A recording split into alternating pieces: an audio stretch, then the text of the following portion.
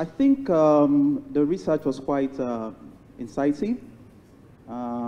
It points to one fundamental flaw which we have currently around the issue of data protection, which is the fact that we don't have a comprehensive data protection law. And that's a challenge for us businesses, because for my company, we recognize that data is a key source of competitive advantage for us down the line. But at the same time, we're scared because it can also be a source of problems. A lot of lawsuits can come out from it, and so we're a bit skeptical, right? So even if we decide to play by the rules, we're afraid that if other people don't, it can create an unequal playing field.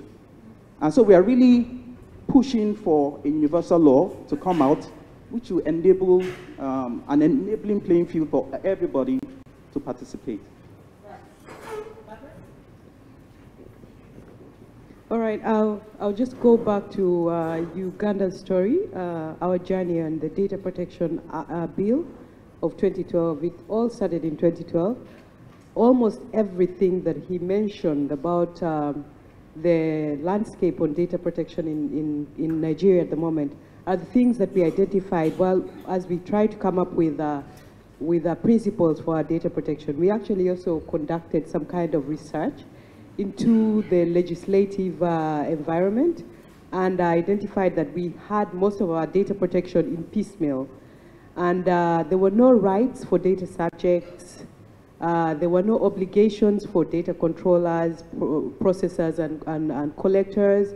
And basically, it seemed like a total anarchy, and then we realized that we actually have to come up with a standalone comprehensive law to ensure that these issues are actually addressed. So subsequently, we did come up with a bill. It's referred to as the Data Protection Bill and Privacy Bill 2015. I have a copy here. Teki has been asking, yes? I want one. Yes, Teki has been asking for one, and I carried it specifically to give out to anyone who is, yes, okay, to Teki. So our bill actually, one of the first clauses of our bill is it enshrines the 8 principles of data protection. And then the rest of the bill, that sets the tone for the bill. The rest of the bill continues to bring in a lot of aspects and a bit more detail on those 8 principles of data protection, including the rights of the data subject, the issues of security, how to address security. We also provided for the mandatory requirement that security breaches are reported to the authority that is concerned for the implementation of the bill, as well as to the data subjects, if need be, following the advice of the authority. And then we also have also touched about issues on jurisdiction, issues of transfer of personal data, how will it be handled, requirement for data, for the data controllers to ensure that if they are transferring personal data out of the country, that the country in which the personal data is being transferred to actually has similar adequate safeguards for protection of the personal data. All right. Now, okay. I don't know how much time I have because I could go on and on and on. One more minute. Yes. All right. There's something that came to mind while he was speaking. He talked about the use of the collection of this personal data and the duplication of the efforts around personal data. Yes. We suffer the same thing in Uganda, but fortunately for us, we enacted the Registration of Persons Act 2015, where we have one entity called NIRA responsible for collecting personal data on citizens in Uganda. So that is the primary identifier for personal information in Uganda. Now, from that entity, we said all these other government entities can be able to access the information with restrictions. And as they access the information, they still are obligated to ensure that they do not allow the access or abuse of such information. And we're trying to see how we can put safeguards in place. I'll give an example of course, yesterday as we spoke, we talked about exemptions, the exemptions that were listed, and one of the exemptions that came out prominently was the exemption on national security. And there was a lot of critiquing about that exemption. However, there are some exemptions that actually work for us and that can actually aid the whole aspect of sharing of or access of personal data. And that exemption is if there is a requirement to provide a public service. That exemption I find is very important. However, I was just thinking of how do we strike a balance and how do we make sure that whereas these public entities accessing the personal data to be able to provide the services, will they abuse the personal data? It goes back to the issue of transparency that we talked about yesterday. And the national ID, okay. We have someone from NCC here.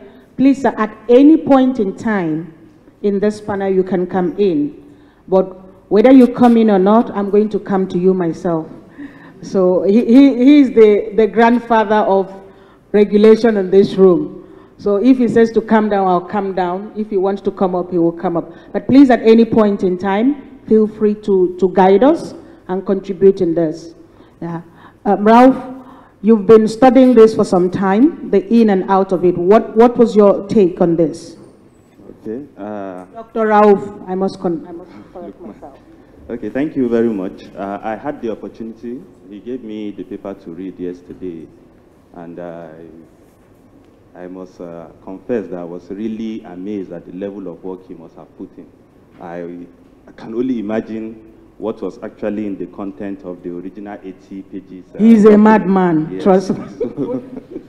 So I really commend the work. In fact, I really didn't have anything much to add. It's just basically what we have been saying about data protection. And I'll particularly commend the particular fact of the assumption or the hypothesis from which he proceeded. Usually, our scholars in data protection, especially in Africa, are arguing that the fact that a country does not have a general data protection law does not mean that there is no any particular form of data protection. So I like that assumption and I like that hypothesis from which he proceeded by analyzing the sectoral laws which we have, because as much as we can say that the general data protection law guarantees data protection, the sectoral data protection laws are also very, very important for data protection. I also want to commend one fact of looking into the data protection bill. It is a bill that is substantially flawed. I don't know, probably if our voices will be heard, let them do something about it, because it can only be, it's somehow ironic that we'll have a data protection bill without a particular institution for enforcement of data protection. That is something that proceeded from the House of Representatives, and it's still funny that you find its place again in the bill for the Senate. So I think that's what I just have to add on that. Michael? Okay, he's got a mic. You followed this thing from when we were drafting, and I think we are one of the, you've read it more than I have myself. What's your take from this? Thank you, Inina, for this opportunity. Just like she said, I was part of this project from the beginning, and one of the comments I said when the Iberi, who was the project investigator, who actually got the contract, when he sent the first draft, I said, wow, within these few weeks, I've been able to put together about 80 pages. How did he do all of this? So it was quite a good I like to say that he really did a good job. And then if you look at what he has presented to us, he presented so many facets of things that has to do with personal data security in Nigeria. And then if you would agree with me, one would want to say that Nigeria is my country that is not that bad at. And then you would want to say that I want to use this word, but then I'm being careful, but I'm going to use it at the same time. It's like we are biting more than we can chew. You remember that Central Bank of Nigeria in 2012, they were like compelled that we want to go cashless. And then we started the process. And data were collected from people and all of that. And then we also moved on from there. Some less than two years ago also. They also compelled us that there's a need for us to begin to use BVA, which without any explanation to us, whether you like it or not, you have to report your personal data, and they did that. This thing is failing. We did that. We submitted that. But at the end of the day, nobody actually knew how these data were being handled. Because much more than that, at the point of collection, you are not sure, you are not given the option whether you want to opt out or not. You don't have a choice than to just run by the rules, because if you don't have a BVN, you can't do any electronic transaction in the country. So, and then you want to bank, you still want to, you don't have access to your bank accounts and do every other thing which has to do with that. But then, the question to my end that has been bothering my heart has to do with, what about the technological capability? Do we have that in place for us to move on? Because the report has presented a number of things to us here. He has talked about ways by which some of the data were collected, and then the people, especially the data processors, I mean the data controller, especially the private firms, and then the government firms that were responsible to collecting some of this data. You find out that by the time we were trying to key in the, what do we call it, to validate our personal numbers, what do we call it, the telecoms number, your GSM number, all of a sudden you just said, within 7 days you have to go and validate your number. If you don't validate the number, you'll be deprived from using your phone numbers. And then, whether you like it or not, you have to rush down to register it. Now, the question now is, who have been, so many people, so many organizations, NCC, NIMC, and private organizations, they have collected, like the report has said, a lot of data from different places. But then, all of these data, there is no synchronization of some of this data. And what this report is recommending is that there is a need for us to synergize. There is a need for us to synchronize this data. But then the question is, do we have the support of the infrastructure in place in this country? Now, I conducted a research in 2014, which has to do with web vulnerability of government websites. And do you know that a lot of these websites, let me say 100%, that we actually conducted research about, they host their websites outside the country. And you don't know what people are doing with the data that is resident on your web. So these are some of the issues. All right. My thoughts about this, and this is the reason why we are supporting this, it's very timely, because for a long time, we have been like a lone voice in the wilderness. You know, on a personal level, people ask me all the time, what are you people doing? What do you people do? Because, I mean, if you are a non-profit organization and you are not like into issues of health, education, or feeding the poor or something, then what are you doing? And the other side of it is everybody sees you like a mad person. Why do you make noise about non-issues? The people you are fighting for see you as mad and jobless. The people you are fighting against see you as the danger, not exactly fighting against, but you know, you advocate for these rights with government, and sometimes because of the actions you take, like litigation or other things, you are perceived as an enemy. A few weeks ago, we got a report that 70% of the phone lines in Abuja were bugged. So we had to carry out a security check within our organization. The executive director does not live in Abuja, but his phone was bugged. Yeah, we found that out. You know, there's been a lot of work that we have tried to do on our own, you know, raising awareness about the importance of these issues. I remember when we have a bill that a coalition of non-profit organizations and the support of a few other organizations, we drafted a bill at the Internet Freedom Forum of 2014, the Digital Rights and Freedom Bill, which, you know,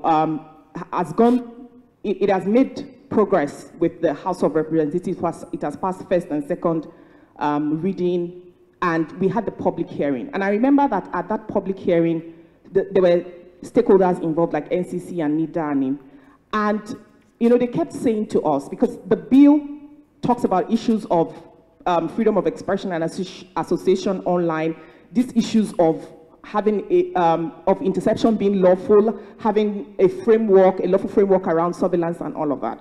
So the challenge, you know, they were challenging us in the sense that you are stepping into other people's jurisdiction.